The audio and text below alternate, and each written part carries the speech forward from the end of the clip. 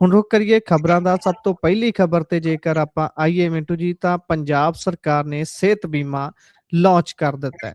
ਇਸ ਦੇ ਨਾਲ ਹੀ ਜਿੱਦਾਂ ਤੁਸੀਂ ਪਹਿਲਾਂ ਚਾਨਣਾ ਪਾਉਂਦੇ ਰਹੇ ਹੋ ਵੀ ਭਾਈ ਇਹ ਬਹੁਤ ਵੱਡਾ ਦਾਅ ਹੋ ਸਕਦਾ ਹੈ ਸਰਕਾਰ ਦਾ। ਬੀਤੇ ਦਿਨ ਹੀ ਇਸ ਦਾਅ ਦੇ ਵਿੱਚੋਂ ਇੱਕ ਪ੍ਰਾਈਵੇਟ ਕੰਪਨੀ ਵਾਲੀ ਗੱਲ ਵੀ ਨਿਕਲੀ ਸੀ, ਪਰ ਹੁਣ ਜਦੋਂ ਇਹ ਲਾਂਚ ਹੋ ਗਈ ਹੈ ਤਾਂ ਕਿਵੇਂ ਦੇਖਦੇ ਹੋ ਇਸ ਲਾਂਚ ਨੂੰ, ਤੇ ਇਹ ਇਸ ਪਾਰਟੀ ਨੂੰ 27 ਦੇ ਲਈ ਕਿੰਨਾ ਕੁ ਸਥਾਪਿਤ ਕਰਦੀ ਹੈ ਇਹ ਸਕੀਮ?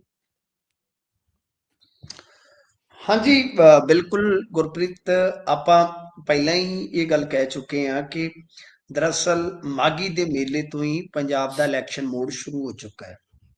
ਜੀ ਤੇ ਹੁਣ ਜਿਹੜੇ ਅਗਲੇ ਹਫ਼ਤੇ ਨੇ ਕੁਛ ਜਿੱਦਾਂ ਲਾਈਕ ਲਾ ਲਓ ਕਿ ਆਪਾਂ ਹੁਣ ਵੇਖਦੇ ਪਏ ਆ ਕਿ ਬਜਟ ਸੈਸ਼ਨ ਤਾਂ ਕੁਝ ਹਫ਼ਤੇ ਜੀ ਦੀ ਖੇਡ ਹੈ ਨਾ, ਕਿਉਂਕਿ ਬਜਟ ਸੈਸ਼ਨ ਮੇਰੇ ਖਿਆਲ ਦੇ ਨਾਲ ਐਤਕੀ ਬੜਾ ਲੇਟ ਜਾਏਗਾ। ਉਹਦਾ ਕਾਰਨ ਇਹ ਹੈ ਕਿ ਪੂਰਾ ਰਿਵਿਊ ਕਰਕੇ ਕੁਝ ਸਟੇਟਾਂ ਨੂੰ ਫਿਰ ਜੋ ਬੀਬੀਆਂ ਦੀ ਗਰੰਟੀ ਹੈ ਉਸਨੂੰ ਵੀ ਸ਼ਾਇਦ ਪੂਰੀਆਂ ਕਰਨਗੇ। ਜੀ ਲਿਹਾਜ਼ਾ ਜੇ ਆਪਾਂ ਵੇਖੀਏ ਤਾਂ ਇਹ ਕੁਝ ਹਫ਼ਤੇ ਜਿਹੜੇ ਜਿਵੇਂ ਅੱਜ ਆਪਾਂ ਗੱਲ ਕਰ ਰਹੇ ਹਾਂ, ਤਾਂ ਇਹ ਜਿਹੜੇ ਆਉਣ ਵਾਲੇ ਬਜਟ ਸੈਸ਼ਨ ਤੱਕ ਦੇ ਹਫ਼ਤੇ ਆ, ਇਹ ਸਾਰੇ ਹੀ ਜ਼ਰੂਰੀ ਆ ਸਰਕਾਰ ਦੇ ਲਿਹਾਜ਼ ਦੇ ਨਾਲ। ਕਿਉਂਕਿ ਸਰਕਾਰ ਇਹਨਾਂ ਹਫ਼ਤਿਆਂ ਦੇ ਵਿੱਚ ਸਾਰਾ ਕੰਮ ਕਰਕੇ ਪੈਸਿਆਂ ਦਾ ਸਾਰਾ ਬੰਦੋਬਸਤ ਕਰਨ ਉਪਰੰਤ ਐਲਾਨ ਕਰ ਦੇਵੇਗੀ ਬਜਟ ਤੱਕ। ਜੀ ਸੋ ਇਸ ਵਾਸਤੇ ਅੱਜ ਜੇ ਆਪਾਂ ਵੇਖੀਏ ਤਾਂ ਇਹ ਇੱਕ ਹੋਰ ਇਹਨਾਂ ਨੇ ਮਰਹਲਾ ਜਿਹੜਾ ਹੈ ਉਹ ਆਪਣਾ ਸਰ ਕੀਤਾ ਹੈ। ਇਸ ਮਰਹਲੇ 'ਚ ਆ ਕੇ ਇਹਨਾਂ ਨੇ ਜਿਹੜੀ ਇਹ ਲਿਆਂਦੀ ਆ ਸਕੀਮ, ਇਹਦੇ ਵਿੱਚ ਇਹਨਾਂ ਨੇ ਇੱਕ ਜੀ ਜ਼ੋਰ ਦੇ ਕੇ ਗੱਲ ਆਖੀ ਹੈ ਕਿ ਨਾ ਤਾਂ ਇਨਕਮ ਤੇ ਨਾ ਕੋਈ ਏਜ, ਕੋਈ ਲਿਮਟ ਹੀ ਨਹੀਂ ਹੈ। ਜੀ ਅਰਵਿੰਦ ਜੀ ਕੇਜਰੀਵਾਲ ਹੋਰਾਂ ਨੇ ਕਿਹਾ ਕਿ ਭਾਈ ਮਰੇਗਾ ਕੋਈ ਨਹੀਂ ਬਿਮਾਰੀ ਦੇ ਨਾਲ। ਜੀ ਤੇ ਦੂਸਰੇ ਪਾਸੇ ਤੁਸੀਂ ਦੇਖੋ ਕਿ ਇਹਨਾਂ ਵਾਸਤੇ ਅੱਜ ਵੱਡਾ ਦਿਨ ਸੀ, ਕਿਉਂਕਿ ਅਰਵਿੰਦ ਕੇਜਰੀਵਾਲ ਇੱਕ ਮੁਕੱਦਮੇ ਚੋਂ ਸ਼ਾਇਦ ਬਰੀ ਵੀ ਹੋ ਗਏ ਨੇ।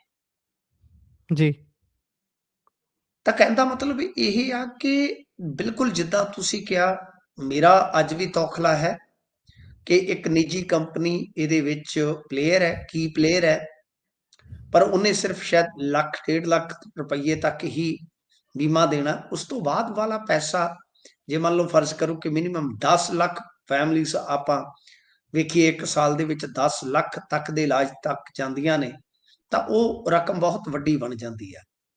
ਤਾਂ ਜੀ ਕਿਉਂਕਿ ਟੋਟਲ ਆਪਣੇ 65 ਲੱਖ ਦੇ ਕਰੀਬ ਪਰਿਵਾਰ ਸਮਝੇ ਜਾਂਦੇ ਨੇ ਨਾ, ਤੇ ਜੇ ਆਪਾਂ 10 ਲੱਖ ਨੂੰ ਵੀ ਆਧਾਰ ਮੰਨ ਕੇ ਚੱਲੀਏ ਤਾਂ ਪੈਸਾ ਵਾਕਿਆ ਇੱਕ ਸਵਾਲ ਤੇ ਹੈ। ਜੀ ਦੂਜਾ ਸਵਾਲ ਇਹ ਵੀ ਅਹਿਮ ਹੋ ਜਾਂਦਾ ਹੈ ਕਿ ਕਾਰਡ ਵਗੈਰਾ ਬਣਦੇ ਆ, ਇਹ ਸਕੀਮ ਪੂਰਨ ਤੌਰ ਤੇ ਕਦੋਂ ਤੱਕ ਲਾਂਚ ਹੋਏਗੀ ਪਤਾ ਨਹੀਂ ਹੈ।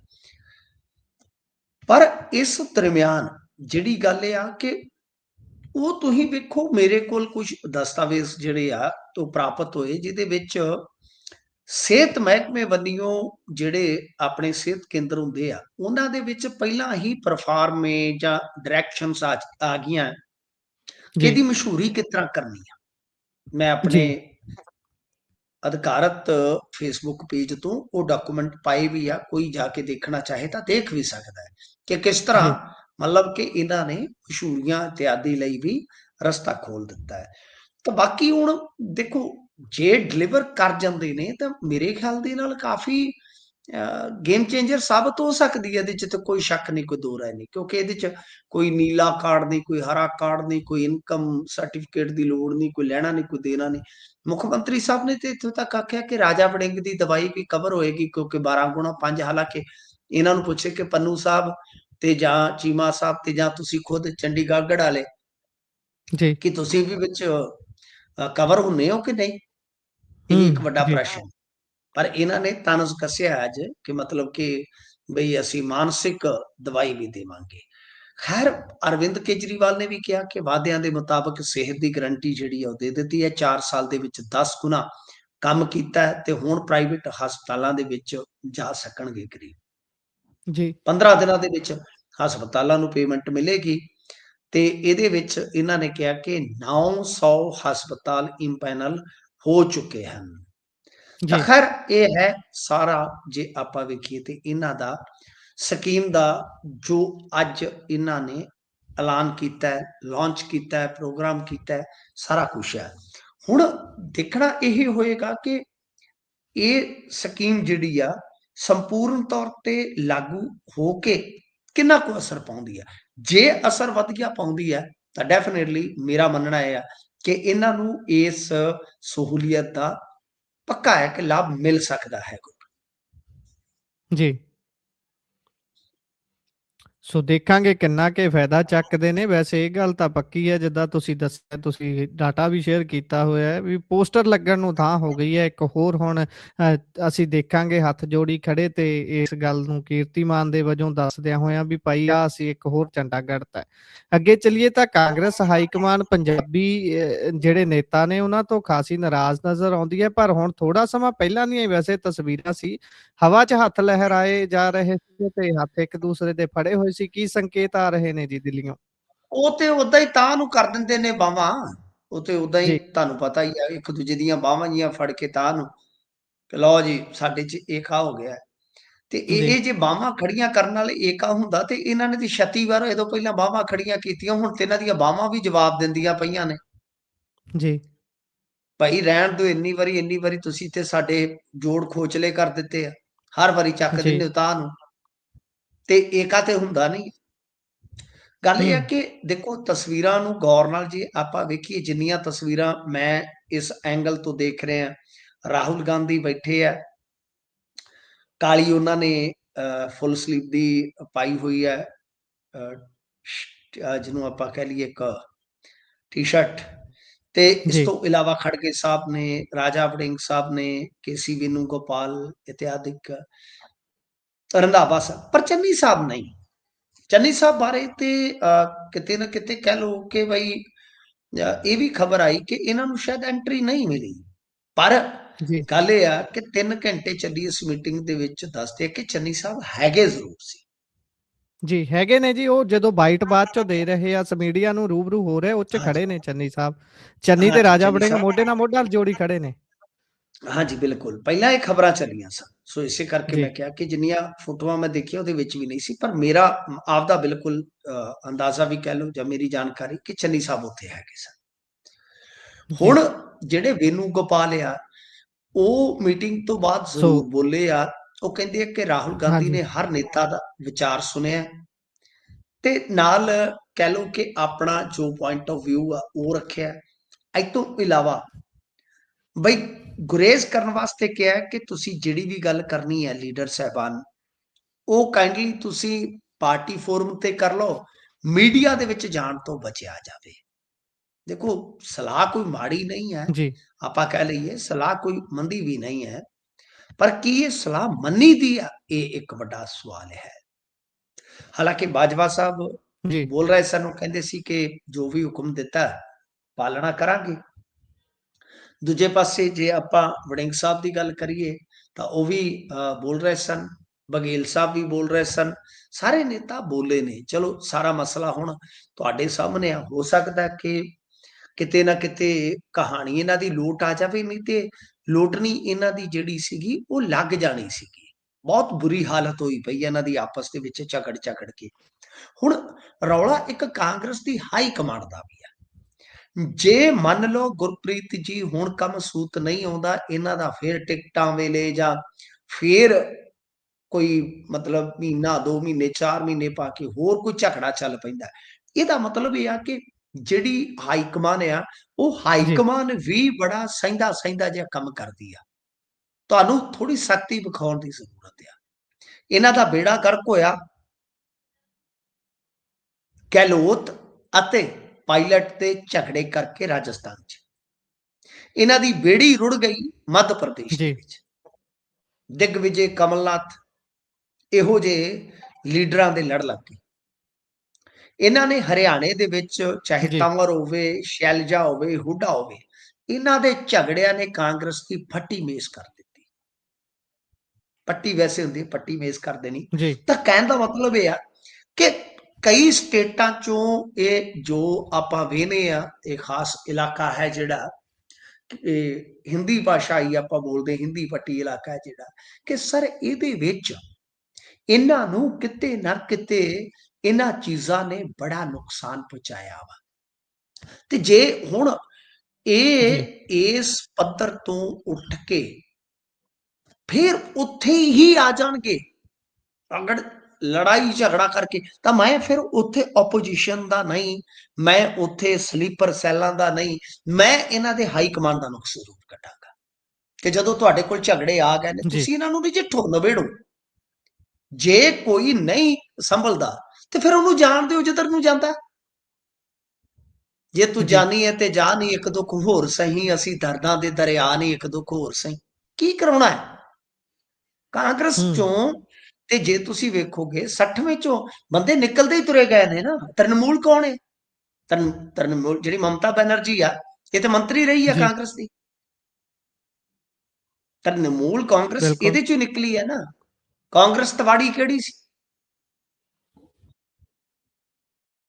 ਤਾਂ ਜਿਹੜੇ ਉਹ ਆਂਧਰਾ ਵਾਲੇ, ਉਹ ਕਾਂਗਰਸ ਸਾਰੇ ਇੱਥੋਂ ਹੀ ਨਿਕਲੇ ਨੇ ਨਾ। ਤੋ ਇਸ ਵਾਸਤੇ ਇਹਨਾਂ ਨੂੰ ਸਖਤ ਕਦਮ ਚੁੱਕਣ ਦੀ ਜ਼ਰੂਰਤ ਆ। ਇਹ ਨਹੀਂ ਹੈ ਲੋਲੇ ਭੁੱਪੇ ਜੇ ਮਾਰਤੇ, ਅੱਜ ਕੱਲ ਨੂੰ ਫੇਰ ਆ ਜਾਓ ਦਿੱਲੀ, ਪਰਸੋਂ ਆ ਜਾਓ, ਇਹ ਤਮਾਸ਼ਾ ਨਹੀਂ ਹੈ। ਤੇ ਜੇ ਇਸ ਤਰ੍ਹਾਂ ਹੀ ਕੰਮ ਚੱਲਦਾ ਜੀ ਰਿਹਾ ਤੁਹਾਡਾ, ਇੱਕ ਵਾਰੀ ਫੇਰ ਬਾਹਾਂ ਖੜੀਆਂ ਕਰ ਲਈਆਂ, ਇੱਥੇ ਆ ਕੇ ਫੇਰ ਬੌਕਰਾਂ ਖੜੀਆਂ ਕਰ ਲਈਆਂ, ਤਾਂ ਲੋਕ ਫਿਰ ਅੱਕ ਜਾਂਦੇ ਨੇ। ਇਹਨਾਂ ਨੇ ਅੱਗੇ ਆਪਣੀ ਸਰਕਾਰ ਜਿਹੜੀ ਸੀ ਉਹ ਇਸੇ ਤਰ੍ਹਾਂ ਹੀ ਗਵਾ ਲਈ ਸੀ, ਕਿਉਂਕਿ ਕਾਂਗਰਸ ਸਰਕਾਰ ਚਲਦੀ ਚ ਵੀ ਕਲੇਸ਼ ਪੈ ਗਿਆ ਸੀ। ਲਿਹਾਜ਼ਾ ਜੀ ਜਾਂ ਤਾਂ ਹਾਈ ਕਮਾਨ ਇਹਨਾਂ ਦਾ ਪੱਕਾ ਨਿਬੇੜਾ ਕਰ ਦੇਵੇ, ਨਹੀਂ ਤਾਂ ਫਿਰ ਠੀਕ ਆ, ਜਿਸ ਤਰ੍ਹਾਂ ਚੱਲੀ ਆਉਂਦੇ ਆ ਤੇ ਹੈਗਾ ਹੀ ਆ ਕੰਮ, ਚੱਲ ਸੋ ਚੱਲ। ਬਿਲਕੁਲ ਜੀ। ਇਸ ਤੋਂ ਅੱਗੇ ਜੇਕਰ ਆਪਾਂ ਗੱਲ ਕਰੀਏ ਤਾਂ ਉਧਰ ਚੰਡੀਗੜ੍ਹ 'ਚ ਬੀਤੇ ਦਿਨੀ ਤੁਸੀਂ ਸਾਂਝ ਪਾਈ ਸੀ ਖਬਰ ਦੀ ਵੀ ਕਾਂਗਰਸ ਤੇ ਆਮ ਆਦਮੀ ਪਾਰਟੀ ਮੁੜ ਤੋਂ ਨੇੜੇ-ਨੇੜੇ ਆਉਣ ਲੱਗੇ ਨੇ। ਹੁਣ ਫੇਰ ਦੂਰੀਆਂ ਵੱਧ ਗਈਆਂ ਜੀ, ਇਹ ਚੱਲੀ ਕੀ ਜਾਂਦਾ ਹੈ? ਨਹੀਂ ਗੱਲ ਬਣੀ, ਕਿਉਂਕਿ ਦੇਖੋ ਮੈਂ ਤੁਹਾਨੂੰ ਇੱਕ ਗੱਲ ਦੱਸਾਂ। ਜੀ ਭਾਜਪਾ, ਅੱਛਾ ਵੈਸੇ ਕਈ ਮਹੀਨੇ ਤੁਹਾਨੂੰ ਪਹਿਲਾਂ ਯਾਦ ਹੋਣਾ ਮੈਂ ਕਿਹਾ ਸੀਗਾ ਕਿ ਬਿਹਾਰ ਦੇ ਵਿੱਚ ਆਮ ਆਦਮੀ ਪਾਰਟੀ ਦਾ ਚਲੇ ਜਾਣਾ, ਤਾਂ ਉਸ ਵੇਲੇ ਸਿਸੋਦੀਆ, ਜੈਨ ਹੋਰੀ ਜਿਹੜੇ ਫਸੇ ਸੀਗੇ, ਉਹਨਾਂ ਨੂੰ ਇੱਥੇ ਪੰਜਾਬ 'ਚ ਰਾਹਤ ਮਿਲ ਜਾਣੀ। ਹੁਣ ਜੀ ਅਰਵਿੰਦ ਕੇਜਰੀਵਾਲ ਇੱਥੇ ਖੁੱਲ ਕੇ ਖੇਡ ਰਿਹਾ, ਉਸ ਤੇ ਕੇਸ ਤੱਕ ਬਰੀ ਹੋ ਜਾਣੇ ਤੇ ਉਹਦੇ ਤੇ ਕੋਈ ਸਿਕੰਜਾ ਨਹੀਂ। ਸਾਫ਼ ਸੰਕੇਤ ਜੀ ਫੜੋ, ਤਰੰਗਾ ਜੀ ਫੜੋ, ਅੰਟੀਨੇ ਉੱਚੇ ਕਰੋ।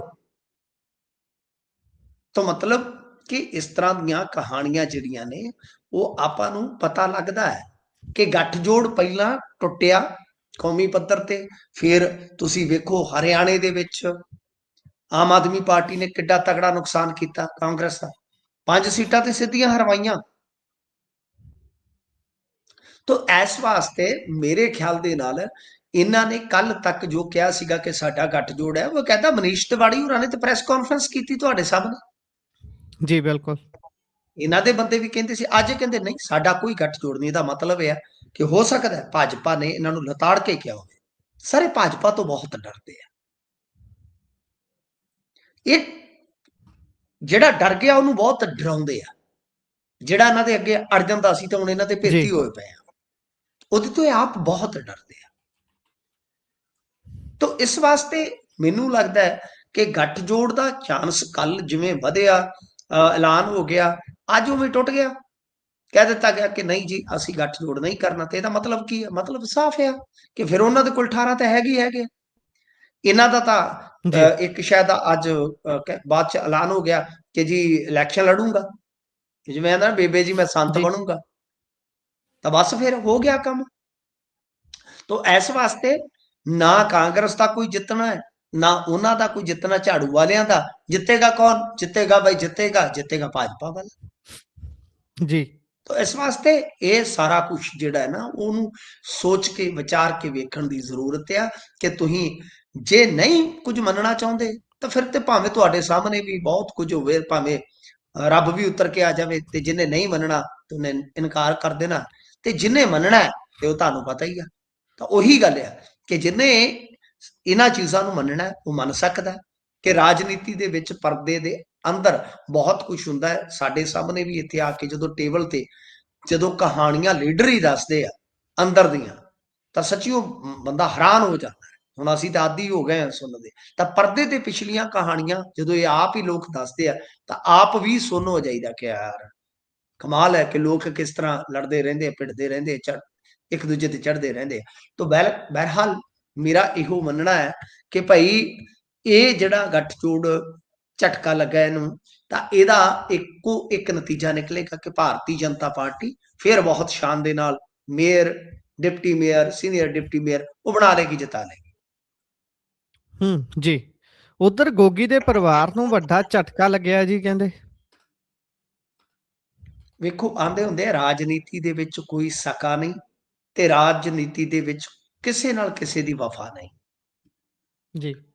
ਤੁਹਾਨੂੰ ਯਾਦ ਹੋਣਾ ਹੈ ਕਿ ਗੋਗੀ ਜਦੋਂ ਇੱਕ ਟ੍ਰੈਜਡੀ ਦਾ ਸ਼ਿਕਾਰ ਹੁੰਦੇ ਆ, ਉਹਨਾਂ ਦੀ ਭੇਤ ਭਰੀ ਹਾਲਤ ਦੇ ਵਿੱਚ ਮੌਤ ਹੋ ਜਾਂਦੀ ਹੈ।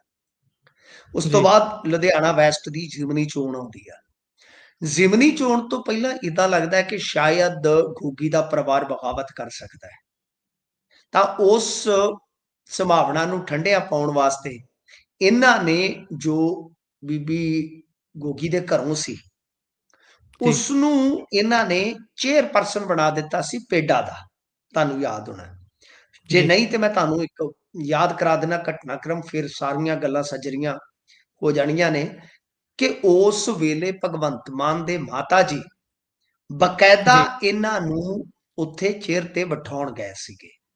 ਹੁਣ ਵੇਖੋ ਆਂਦੇ ਹੁੰਦੇ ਪੰਜਾਬੀ ਦੀ ਕਹਾਵਤ ਆ ਕਿ ਬੁਖਾਰ ਉਤਰਿਆ ਤੇ ਵੈਦ ਵਿਸਰਿਆ। ਠੀਕ ਹੈ ਜੀ। ਨਾ ਜੀ। ਬਈ ਜਦੋਂ ਬੁਖਾਰ ਉਤਰ ਗਿਆ ਫਿਰ ਵੈਦ ਦੀ ਆਪਾਂ ਨੂੰ ਅਹਿਮੀਅਤ ਤੇ ਉਹਨਾਂ ਚਿਰ ਹੀ ਰਹਿੰਦੀ ਹੈ ਨਾ ਜਦੋਂ ਬਿਮਾਰ ਹੋਈਏ। ਬਿਲਕੁਲ। ਹੁਣ ਇਹਨਾਂ ਨੇ ਕੀ ਕੀਤਾ ਕਿ ਜਿਹੜੀ ਤਾਜ਼ਾ ਤਰੀਨ ਇਹਨਾਂ ਨੇ ਲਿਸਟ ਜਾਰੀ ਕੀਤੀ ਆ ਚੇਅਰਮੈਨ ਜਾਂ ਚੇਅਰਪਰਸਨਾਂ ਦੀ, ਉਹਦੇ ਵਿੱਚ ਬੀਬੀ ਨਵਜੋਤ ਕੌਰ ਦਾ ਨਾਮ ਆ ਪੇਡਾ ਜੀ। ਦੇ ਚੇਅਰਪਰਸਨ ਦੇ ਤੌਰ ਤੇ। ਇਹਦਾ ਮਤਲਬ ਇਹ ਹੈ ਕਿ ਬੀਬੀ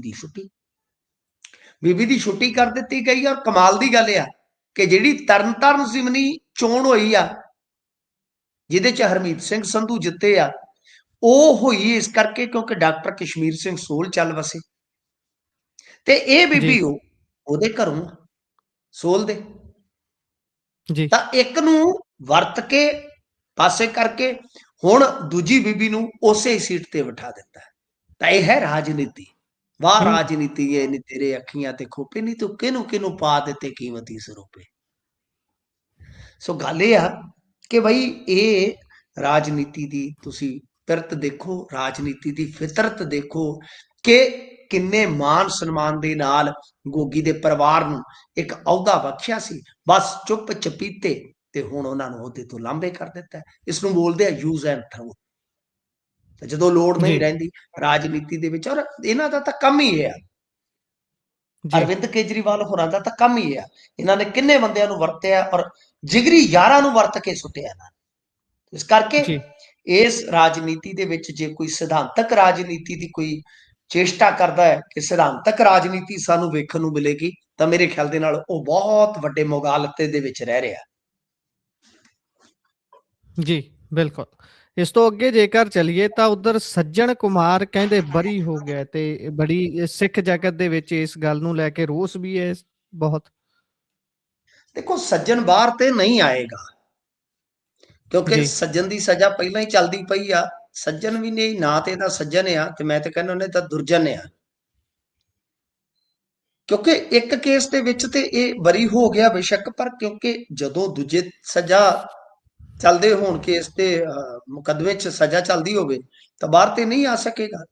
ਪਰ ਬਿਲਕੁਲ ਤੁਸੀਂ ਜਿਵੇਂ ਕਿਹਾ ਕਿ ਸਿੱਖ ਸਫਾ ਦੇ ਵਿੱਚ ਜਾਂ ਮਨੁੱਖੀ ਅਧਿਕਾਰਾਂ ਦੇ ਜਿਹੜੇ ਪ੍ਰੇਮੀ ਆ ਲੋਕ, ਉਹਨਾਂ ਦੀਆਂ ਨਜ਼ਰਾਂ ਦੇ ਵਿੱਚ ਅੱਜ ਇਹ ਬਹੁਤ ਇੱਕ ਝਟਕੇ ਵਾਲਾ ਮਾਮਲਾ ਹੈ। ਵਿਕਾਸਪੁਰੀ ਤੇ ਜਨਕਪੁਰੀ ਦੇ ਵਿੱਚ ਜੋ ਇਹ ਘਟਨਾਵਾਂ ਵਾਪਰੀਆਂ ਸਨ ਕਤਲੇਆਮ ਦੀਆਂ, ਉਹਨਾਂ ਦੇ ਵਿੱਚ ਸੱਜਣ ਕੁਮਾਰ ਨੂੰ ਬਰੀ ਕਰ ਦਿੱਤਾ ਗਿਆ। ਦਿੱਲੀ ਦੀ ਰਾਉਸ ਐਵਨਿਊ ਕੋਰਟ ਨੇ ਫੈਸਲਾ ਸੁਣਾਉਂਦਿਆਂ ਇਹਦੇ ਵਿੱਚ ਸੱਜਣ ਕੁਮਾਰ ਦੀ ਕਿਸੇ ਵੀ ਤਰ੍ਹਾਂ ਦੀ ਕੋਈ ਭੂਮਿਕਾ ਨਹੀਂ ਪਾਈ। ਅਦਾਲਤ ਨੇ ਇਹ ਮੰਨਿਆ ਕਿ ਠੋਸ ਸਬੂਤ ਨਹੀਂ ਮਿਲਿਆ, ਇਸ ਕਰਕੇ ਇਹਨੂੰ ਵਰੀ ਕੀਤਾ ਜਾਂਦਾ ਹੈ। ਤਾਂ ਗੱਲ ਜੀ। ਇਹ ਹੈ ਕਿ ਦੇਖੋ ਗੁਰਪ੍ਰੀਤ, ਜੇਕਰ ਸਬੂਤ ਨਹੀਂ ਹੈ ਤਾਂ ਫਿਰ ਸਬੂਤ ਲਿਆਉਣੇ ਕਿਸ ਨੇ ਸੀ? ਇਹ ਵੀ ਇੱਕ ਵੱਡਾ ਸਵਾਲ ਹੈ। ਜੀ ਤੇ ਜੇ ਸਬੂਤ ਸੀ ਤੇ ਸਬੂਤ ਆਏ ਨਹੀਂ, ਇਹ ਉਸ ਤੋਂ ਵੀ ਵੱਡੀ ਗੱਲ ਹੈ। ਜੀ ਤੇ ਇਹ ਸਬੂਤ ਜਿਹੜੇ ਆ ਉਹ ਅੱਜ ਤੱਕ ਜੇ ਤੁਸੀਂ ਵੇਖੋਗੇ ਕਿੰਨੇ ਸਾਲ ਬੀਤ ਗਏ ਨੇ, ਕਿੰਨੇ ਸਾਲ ਬੀਤ ਗਏ ਨੇ, ਇਹ ਅੱਜ ਤੱਕ ਸਬੂਤ ਜਿਹੜੇ ਆ ਇਹਨਾਂ ਦੀ ਕੋਈ ਕਮੀ ਨਹੀਂ ਹੈ। ਪਰ ਰੌਲਾ ਹੀ ਜੀ ਇਹ ਆ, ਕਿਤੇ ਸਬੂਤ ਜਿਹੜੇ ਹੁੰਦੇ ਆ ਤਾਂ ਕੋਰਟ ਤੱਕ ਨਹੀਂ ਆਉਂਦੇ, ਜੇ ਆਉਂਦੇ ਆ ਤਾਂ ਕੋਰਟ ਵੇਲੇ ਸਿਰ ਸੁਣਵਾਈਆਂ ਹੀ ਨਹੀਂ ਕਰਦਾ। ਤੁਸੀਂ ਆ ਟਾਈਟਲਰ ਦਾ ਮਸਲਾ ਦੇਖ ਲਓ, ਸੁਪਰੀਮ ਕੋਰਟ ਦੀਆਂ ਜੀ ਹਦਾਇਤਾਂ ਨੇ ਕਿ ਜਿਹੜੇ ਸਾਬਕਾ ਮੈਂਬਰ ਪਾਰਲੀਮੈਂਟ ਆ ਜਾਂ ਸਾਬਕਾ ਵਿਧਾਨ ਪ੍ਰੀਸ਼ਦ ਮੈਂਬਰ ਰਹੇ ਆ, ਵਿਧਾਨ ਸਭਾ ਦੇ ਮੈਂਬਰ ਰਹੇ ਆ, ਇਹਨਾਂ ਦੇ ਮੁਕੱਦਮੇ ਤੇਜ਼ੀ ਨਾਲ ਨਿਬੇੜਨੇ ਚਾਹੀਦੇ ਆ। ਤੁਸੀਂ ਵੇਖੋ ਨਿਬੜ ਰਿਹਾ ਹੈ ਟਾਈਟਲਰ ਵਾਲਾ, ਉੱਥੇ ਦਾ ਉੱਥੇ ਹੀ ਜੀ ਪਹੁੰਚ ਆਓ ਕਿ ਉੱਥੇ ਦਾ ਉੱਥੇ ਹੀ। ਸੋ ਇਸ ਕਰਕੇ ਠੀਕ ਹੈ, ਸੱਜਣ ਦੂਜੀਆਂ ਸਜ਼ਾਵਾਂ ਜਿਹੜੀਆਂ ਚੱਲ ਰਹੀਆਂ ਨੇ ਉਹਦੇ ਵਿੱਚ ਤੇ ਅੰਦਰ ਰਹੇਗਾ, ਪਰ ਇਸ ਕੇਸ ਦਾ ਵੀ ਡਿੱਗ ਜਾਣਾ ਇਹ ਸਾਡੀਆਂ ਜਿਹੜੀਆਂ ਜਾਂਚ ਪੜਤਾਲ ਦੇ ਵਿੱਚ ਰੁੱਝੀਆਂ ਏਜੰਸੀਆਂ ਨੇ ਉਹਨਾਂ ਤੇ ਜਾਂ ਸਾਡੇ ਸਿਸਟਮ ਤੇ ਇੱਕ ਵਾਰੀ ਫਿਰ ਸਵਾਲ ਖੜਾ ਹੋਏਗਾ। ਜੀ ਬਿਲਕੁਲ। ਉਧਰ ਜੇਲ੍ਹ ਵਿੱਚੋਂ ਚੱਲਦਾ ਡਰੱਗ ਕਾਰੋਬਾਰ ਬੇਨਕਾਬ ਹੋਇਆ ਜੀ। ਵੇਖੋ ਇਹ ਘਟਨਾਵਾਂ ਹੁਣ ਆਮ ਹੀ ਆ ਪੰਜਾਬ ਦੀਆਂ ਜੇਲ੍ਹਾਂ ਦੇ ਵਿੱਚ, ਜਿਸ ਤਰ੍ਹਾਂ ਦਾ ਮਾਹੌਲ ਆ ਉਹਦੀ ਜ਼ਿੰਮੇਵਾਰੀ ਤੇ ਹੈਗੀ ਆ ਮਾਨ ਸਾਹਿਬ ਦੀ, ਕਿਉਂਕਿ ਉਹਨਾਂ ਦੇ ਕੋਲ ਮਿਨਿਸਟਰੀ ਆ। ਪਰ ਜੇਲ੍ਹਾਂ ਦੇ ਵਿੱਚੋਂ ਇਹ ਜੀ ਜਿਹੜੇ ਇਸ ਤਰ੍ਹਾਂ ਦੇ ਵੈਸੇ ਤਾਂ ਗਾਣੇ ਹੀ ਬਣ ਗਏ ਨਾ ਆਪਣੇ ਕਿ ਬਈ ਜੇਲ੍ਹਾਂ ਵਿੱਚੋਂ ਫੋਨ ਆਉਣਗੇ। ਜੇਲ੍ਹਾਂ ਦੇ ਵਿੱਚੋਂ ਫੋਨ ਕਾਹਦੇ ਆਉਂਦੇ? ਜੇਲ੍ਹਾਂ ਦੇ ਵਿੱਚੋਂ ਤੇ ਹੁਣ ਸਮਾਨ ਵੀ ਆਉਂਦਾ ਹੈ। ਤਾਂ ਲੁਧਿਆਣੇ ਜ਼ਿਲ੍ਹੇ ਦੇ ਜੀ ਵਿੱਚ ਦੱਸਦੇ ਆ ਕਿ ਇੱਕ ਮੋਡਿਊਲ ਇਹਨਾਂ ਨੇ ਫੜਿਆ। ਉਸ ਤੋਂ ਬਾਅਦ ਫਿਰ ਪਤਾ ਲੱਗਿਆ ਕਿ ਅਸਲ ਦੇ ਵਿੱਚ ਸਮਰਾਲਾ ਦਾ ਰਹਿਣ ਵਾਲਾ ਕੋਈ ਬਚੀ, ਇਹ ਜੇਲ੍ਹ ਦੇ ਅੰਦਰ ਹੀ ਮੋਬਾਈਲ ਫੋਨ ਦਾ ਇਸਤੇਮਾਲ ਕਰਕੇ ਹੈਰੋਇਨ ਦਾ ਪੂਰਾ ਗੈਂਗ ਚਲਾ ਰਿਹਾ ਸੀਗਾ। ਇਹ ਖੰਨਾ ਪੁਲਿਸ ਨੇ ਨੈਟਵਰਕ ਜਿਹੜਾ ਉਹ ਬੇਨਕਾਬ ਕੀਤਾ ਹੈ ਕਿ ਕਹਿੰਦੇ ਆ ਕਿ ਇਹਦੀ ਮਾਂ ਜਿਹੜੀ ਆ ਘਰੇ ਬੈਠ ਕੇ ਡਰੱਗ ਤੋਂ ਹੋਣ ਵਾਲੀ ਕਮਾਈ ਜਿਹੜੀ ਆ ਉਹ ਸਾਰਾ ਉਹਦਾ ਹਿਸਾਬ ਕਿਤਾਬ ਦੇਖ ਰਹੀ ਸੀਗੀ। ਤਾਂ ਇਹ ਪ੍ਰੋਡਕਸ਼ਨ ਵਾਰੰਟ ਤੇ ਲਿਆ ਕੇ ਹੁਣ ਜਿਹੜਾ ਬਚੀ ਆ ਉਹਦੀ ਜਾਂਚ ਪੜਤਾਲ ਹੋ ਕੇ ਤੇ ਉਸ ਤੋਂ ਬਾਅਦ ਇਹ ਕੇਸ ਜਿਹੜਾ ਅੱਗੇ ਵਧਿਆ ਤੇ 4 ਕਿਲੋ 215 ਗ੍ਰਾਮ ਹੈਰੋਇਨ ਜਿਹੜੀ ਆ ਉਹ ਬਰਾਮਦ ਹੋਈ ਆ। ਵੇਖੋ ਅੱਗੇ ਇਹ ਕੋਰਟਾਂ ਕਚਹਿਰੀਆਂ ਤੱਕ ਮਾਮਲੇ ਗਏ ਨੇ, ਹਾਈ ਕੋਰਟ ਨੇ ਅਨੇਕਾਂ ਫਟਕਾਰਾਂ ਪਾਈਆਂ, ਚਾਹੇ ਅੰਮ੍ਰਿਤਸਰ ਦਾ ਮਾਮਲਾ ਹੋਵੇ, ਚਾਹੇ ਫਿਰੋਜ਼ਪੁਰ ਦਾ ਮਾਮਲਾ ਹੋਵੇ। ਇੱਕ ਮਾਮਲੇ ਦੇ ਵਿੱਚ ਤੇ ਤੁਸੀਂ ਦੇਖੋ ਡਿਜੀਟਲ ਲੈਣ ਦੇਣ ਦੇ ਮਾਮਲੇ ਦੇ ਵਿੱਚ ਤੋਂ ਕਿੰਨੀਆਂ ਟ੍ਰਾਂਜੈਕਸ਼ਨਾਂ ਫੜੀਆਂ ਗਈਆਂ ਸੀ ਅੱਜ ਤੋਂ 2-3 ਸਾਲ ਪਹਿਲਾਂ। ਜੀ ਤਾਂ ਮਤਲਬ ਕਿ ਇਹ ਸਿੱਧਾ UPI ਰਾਹੀਂ ਪੇਮੈਂਟਾਂ ਲਈ ਜਾਂਦੇ ਆ। ਤਾਂ ਇਹਦਾ ਮਤਲਬ ਇਹ ਆ ਕਿ ਯੁੱਧ ਨਸ਼ਿਆਂ ਵਿਰੁੱਧ ਠੀਕ ਆ ਚੱਲ ਤੇ ਰਿਹਾ, ਪਰ ਯੁੱਧ ਨਸ਼ਿਆਂ ਵਿਰੁੱਧ ਤੇ ਪੂਰੀ ਤਰ੍ਹਾਂ ਜੇ ਤੁਸੀਂ ਵੇਖੋਗੇ ਕਿ ਜੇਲ੍ਹਾਂ ਦੇ ਵਿੱਚ ਵੀ ਅਸਰਕਾਰਕ ਨਹੀਂ ਹੋਇਆ ਹਾਲੇ ਤੱਕ। ਇਹ ਪਹਿਲਾ ਮੌਕਾ ਨਹੀਂ ਹੈ, ਆਖਰੀ ਮੌਕਾ ਨਹੀਂ ਹੈ। ਬਹੁਤ ਵੱਡੇ ਵੱਡੇ ਇਸ ਤਰ੍ਹਾਂ ਦੇ ਜਿਹੜੇ ਨੈਕਸਸ ਅਸੀਂ ਅੱਗੇ ਵੀ ਵੇਖੇ ਨੇ ਕਿ ਜੇਲ੍ਹਾਂ ਦੇ ਵਿੱਚੋਂ ਬ੍ਰੇਕਡਾਊਨ ਕਰ ਲਏ ਜਾਂਦੇ ਆ, ਪਰ ਉਹ ਰੁਕਦੇ ਨਹੀਂ ਹੈ। ਤਾਂ ਉਹਦੇ ਵਿੱਚ ਬਹੁਤ ਕੁਝ ਕਰਨ ਦੀ ਜ਼ਰੂਰਤ ਹੈ। ਤੁਹਾਡੀ ਨਫਰੀ ਪੂਰੀ ਨਹੀਂ, ਤੁਹਾਡੇ ਉਪਕਰਨ ਸਮੇਂ ਦੇ ਹਾਣੀ ਨਹੀਂ ਹੈ, ਜੇਲ੍ਹਾਂ ਦੇ ਵਿੱਚ ਰਸ਼ ਤੁਸੀਂ ਅੰਨਾ ਪਾ ਰੱਖਿਆ। ਜਦੋਂ ਤੱਕ ਇਹ ਸਾਰੀਆਂ ਚੀਜ਼ਾਂ ਠੀਕ ਨਹੀਂ ਹੁੰਦੀਆਂ, ਇਮਾਨਦਾਰ ਅਫਸਰਾਂ ਨੂੰ ਤੁਸੀਂ ਖੁੱਲਾ ਹੱਥ ਨਹੀਂ ਦਿੰਦੇ, ਸਰਕਾਰੀ ਦਖਲ ਜਿਹੜਾ ਹੈ ਜਾਂ ਸਿਆਸੀ ਦਖਲ ਹੈ ਜਿਹੜਾ ਇਹਨੂੰ ਆਪਸ ਦੇ ਵਿੱਚ ਨਿਖੇੜਦੇ ਨਹੀਂ ਹੈ, ਉਦੋਂ ਤੱਕ ਇਹ ਕਹਾਣੀ ਜਿਹੜੀ ਹੈ ਸੂਤ ਆਉਣੀ ਸੌਖੀ ਨਹੀਂ ਹੈ ਗੁਰਪ੍ਰੀਤ। ਜੀ ਬਿਲਕੁਲ।